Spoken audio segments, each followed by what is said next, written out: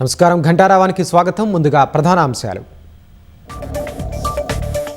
సవాల్ను BRS బేఖాతరు చేసిందన్న మంత్రి జూపల్లి. అప్పులపై స్పష్టత లేదు కాబట్టి రాలేదని విమర్శలు.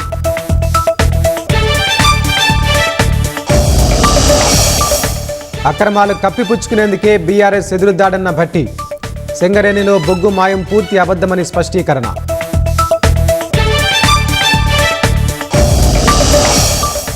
నాలుగో రోజు రైతు భరోసా నిధులు విడుదల.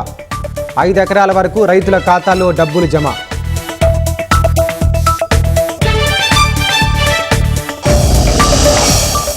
చరిత్రలో తొలిసారి విమానాన్ని ఈ వేలం వేసిన ఈడీ.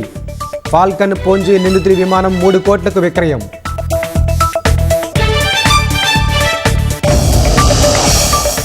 మహారాష్ట్రలో స్టింగ్ ఎనర్జీ డ్రింక్ అమ్మకాలపై ఆంక్షలు. పాఠశాలలకు 500 మీటర్ల పరిధిలో అమ్మొద్దని ఆదేశాలు.